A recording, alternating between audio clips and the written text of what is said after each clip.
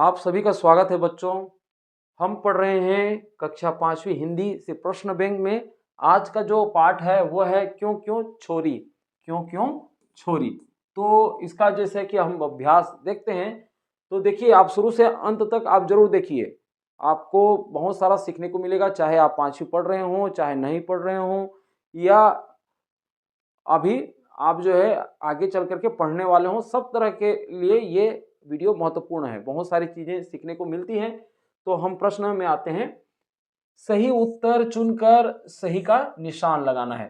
देखिए बुदबुदाना का अर्थ है, बुदबुदाना किसको कहते हैं?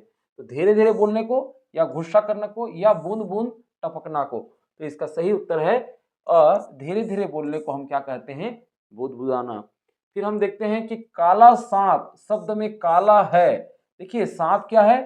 सांप एक संज्ञा है, ठीक है, जातिवाचक संज्ञा, और उसकी विशेषता बता रहा है काला शब्द। तो काला विशेषता बता रही है, इसलिए काला क्या है? विशेषण होगा। तो स क्या है? विशेषण। इनमें से सही वाक्य होगा क्या है? देखिए रीमा बकरी, बकरी में र में छोटी की मात्रा है, का पीछा कर रही है, ये हो गया। फिर हम देखते हैं कि रीमा बकरी का पीछा कर रही है, ये ठीक है। और रीमा बकरी का पेछा कर रही है, पेछा कर रहा है, ये देखिए ये स गलत है। तो इसका सही उत्तर क्या होगा? ब, रीमा बकरी का पीछा कर रही है। सांप का पर्यायवाची है, सांप का पर्यायवाची नेवला है कि विषधर है कि छछूंदर है। देखिए सांप को विषधर भी कहा जाता है, सांप काटता है उसमें विष की ग्रंथियां होती हैं, ठीक है। यहाँ पर है, आप देख रहे हो कि पत्र, पत्र शब्द का तद्भव रूप है। पत्र किसको बोलते हैं?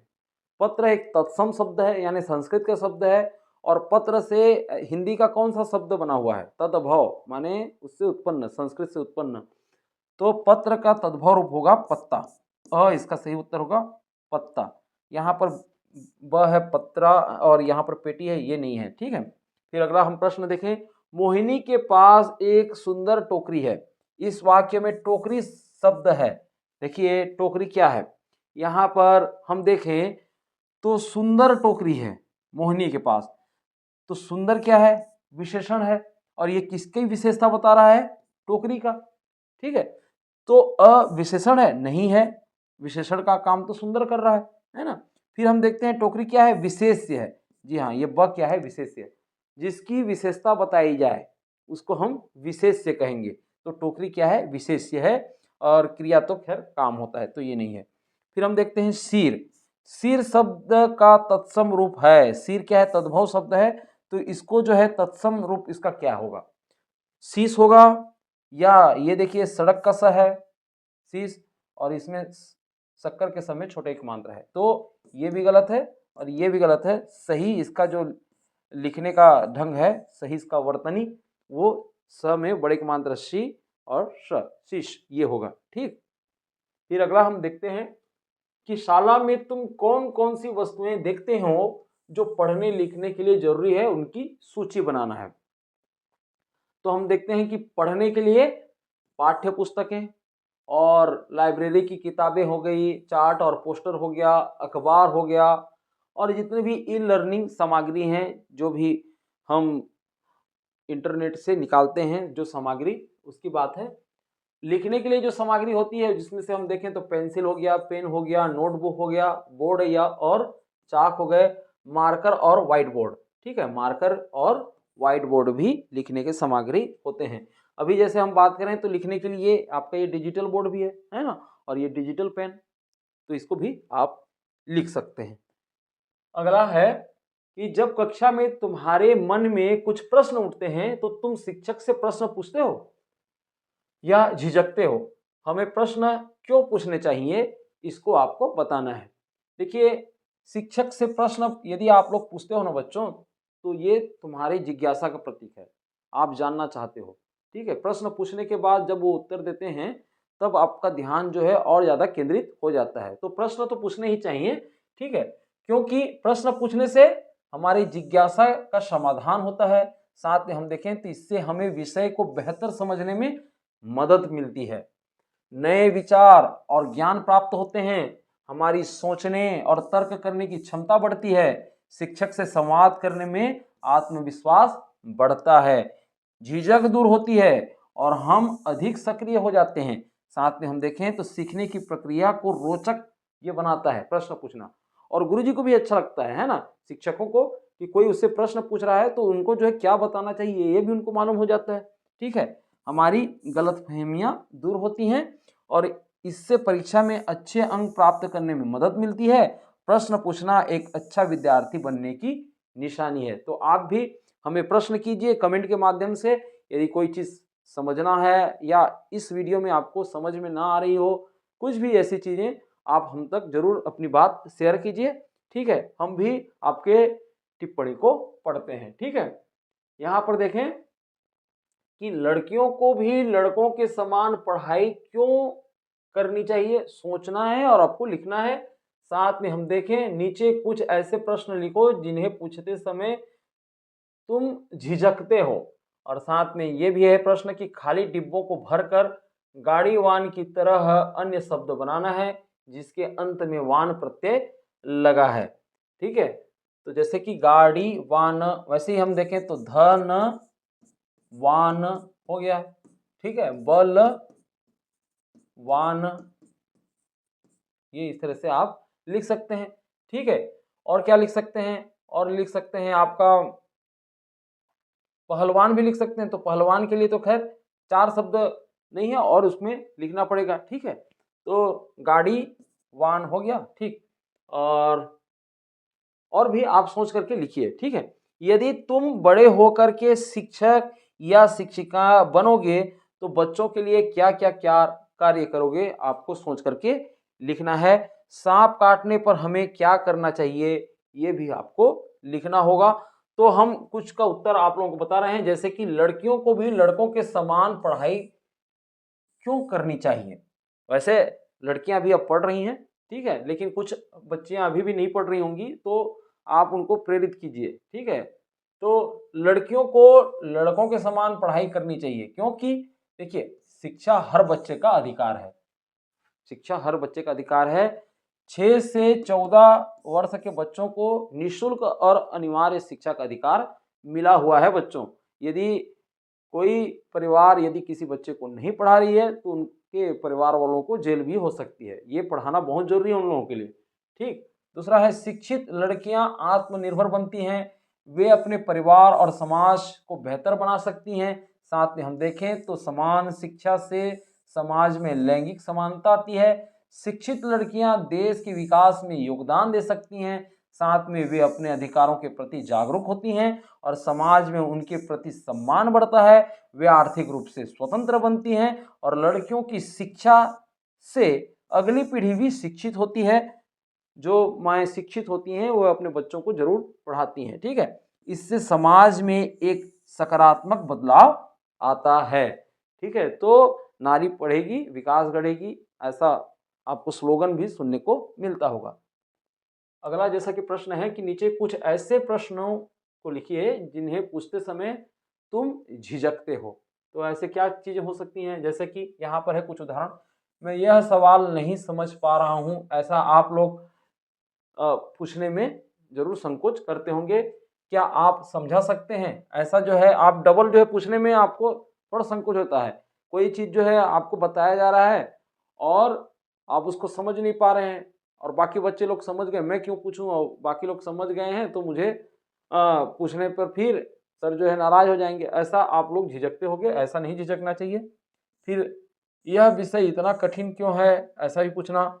मैं बार बार गलती कर रहा हूँ या लड़कियां हैं तो कर रही हूँ, क्या आप मदद करेंगे, क्या आप यह फिर से समझा सकते हैं, क्या मैं इसे अपने तरीके से हल कर सकता हूँ या हल कर सकती हूँ। ऐसा जो प्रश्न आप लोग पूछने से झिझकते होंगे, ये हमने अनुमान से बताया।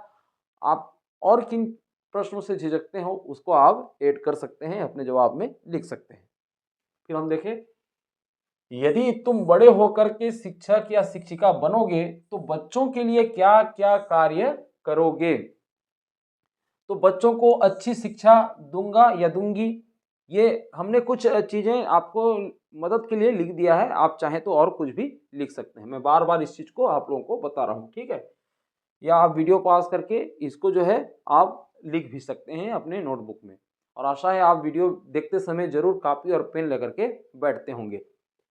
उन्हें नैतिक मूल्यों का पाठ पढ़ाऊंगा या पढ़ाऊंगी, उनकी समस्याओं को समझकर समाधान दूंगा या दूंगी, उन्हें आत्मनिर्भर बनने की प्रेरणा दूंगा या दूंगी, खेलकूद और अन्य गतिविधियों में भाग लेने के लिए प्रेरित करूंगा या करूंगी, और उनकी रचनात्मकता को बढ़ावा दूंगा या दूंगी, हर बच्चे को समान अवसर प्रदान करूंगा, उन्हें पर्यावरण के प्रति जागरूक बनाऊंगा या बनाऊंगी, तकनीकी शिक्षा पर जोर दूंगा या दूंगी, बच्चों के उज्जवल भविष्य के लिए हर संभव प्रयास करूंगा या करूंगी। सांप के काटने पर हमें क्या करना चाहिए? अब ये प्रश्न है। तो देखिए, तुरंत घायल व्यक्ति को शांत रखना है, उसको घबराना नहीं है। मतलब आप घबराओगे तो वो भी घबरा जाएगा, ठीक है। बड़े शांत रखना है माहौल को, और उसे हिलने डुलने से रोकना है ताकि जहर न फैले। और काटे गए स्थान को जो है धो लेना है, जिसमें क्या होगा, जो भी विष होगा वो थोड़ा सा निकल जाएगा। सारे विष तो नहीं निकलेंगे, लेकिन जो है थोड़ा बहुत वो धुल जाएंगे, ठीक है।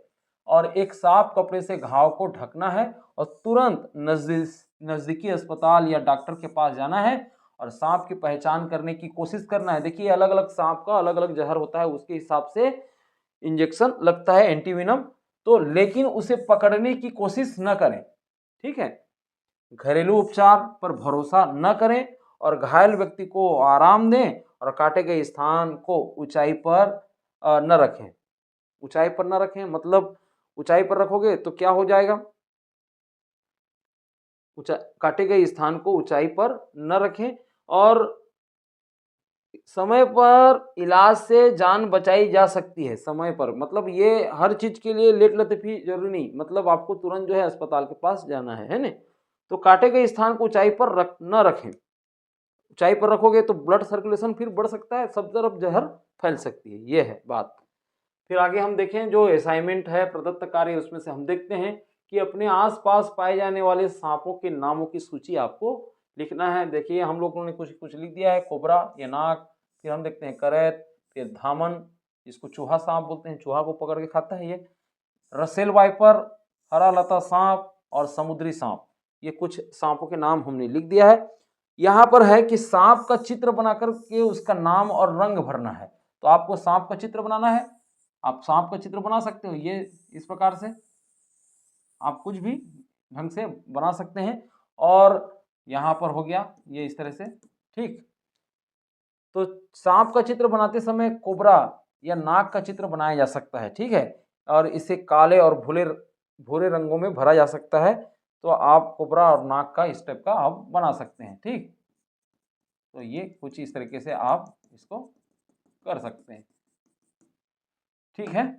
आगे हम देखें, सांप से जुड़ी कोई कविता, कहानी या घटना आपको लिखना है। देखिए, एक गांव में एक किसान अपने खेत में काम कर रहा था, तो उसने देखा कि एक सांप ठंड से कांप रहा है, ठीक है, कहानी है। तो किसान ने उसे उठाकर अपने अंगोछे में लपेट लिया और उसके बाद क्या करता है कि उसको अपने घर ले आया। उसने सांप को गर्माहट देने के लिए आग के पास रखा। जैसे ही सांप ठीक हुआ, उसने किसान को डसने की कोशिश की, ठीक है। तो किसान ने तुरंत उसे जंगल में छोड़ दिया। और इस घटना से किसान ने सीखा कि स्वभाव बदलना कठिन होता है, सांप का स्वभाव है डसना, ठीक है। तो ये उसने सीखा। तो ये अच्छी कहानी है, बढ़िया कहानी है। इस तरह से आप भी कहानी लिख सकते हैं। फिर एक कविता की बात हो रही है। तो सांप की चाल निराली, फिसल फिसल कर डाले जाली, हरियाली में घुसा रहता, जंगल इसका प्यारा घर लगता। इस प्रकार से अपनी कविता एक लिख सकते हैं। सांप से जुड़े किसी त्योहार या पर्व के बारे में आपको लिखना है। तो देखिए, सांप से जुड़ा हुआ जो त्योहार है, प्रमुख त्योहार है, वो है नाग पंचमी। नाग पंचमी भारत में सांपों को समर्पित एक प्रमुख पर्व है और यह श्रावण मास के शुक्ल पक्ष के पंचमी तिथि को मनाया जाता है, ठीक है। इस दिन को लोग नाग देवता की पूजा करते हैं और दूध अर्पित करते हैं। यह पर्व प्रकृति और जीव जंतुओं के प्रति सम्मान और सह अस्तित्व की भावना को दर्शाता है, ठीक है। तो ये इस प्रकार से है बच्चों। अगला जैसा कि पाठ है अगला जैसे कि प्रश्न है कि आदिवासियों के जीवन को सुधारने के लिए शासन के प्रयास क्या क्या हैं, इसको भी आपको लिखना है। तो पहला जो पहलू है वह है शिक्षा, जिसमें आदिवासी क्षेत्रों में स्कूल खोलना और उन्हें मुफ्त शिक्षा प्रदान करना। फिर हम देखें स्वास्थ्य सेवा, जिसमें प्राथमिक स्वास्थ्य केंद्र और मोबाइल स्वास्थ्य योजनाओं की जो सेवाओं की व्यवस्था करना, है ना। फिर हम देखते हैं आवास, तो आदिवासियों के लिए प्रधानमंत्री आवास योजना के तहत घर बनाना। फिर हम देखते हैं आजीविका, जिसमें मनरेगा और अन्य योजनाओं के तहत रोजगार के अवसर प्रदान करना। संबल योजना है आदिवासी महिलाओं और बच्चों के लिए पोषण और देखभाल। कृषि सहायता में खेती के लिए बीज, खाद, सिंचाई सुविधा प्रदान करना। संस्कृति संरक्षण की बात करें तो आदिवासी जो नृत्य है, कला और परंपराओं को बढ़ावा देना। साथ में वन अधिकार की बात हुई तो जंगलों पर उनके अधिकारों को सुनिश्चित करना। ये इस प्रकार से उनके जीवन को सुधारने के लिए शासन की तरफ से ये प्रयास होते हैं। तो आशा है आप लोगों को सारे प्रश्न समझ में आ गए होंगे, और क्यों क्यों छोरी, ये जो पाठ का जो प्रश्न अभ्यास है ये भी आप लोगों को बहुत पसंद आया होगा। तो वीडियो को लाइक कीजिए और चैनल को सब्सक्राइब कीजिए। हम मिलते हैं एक नए से ही प्रश्न अभ्यास लेकर के।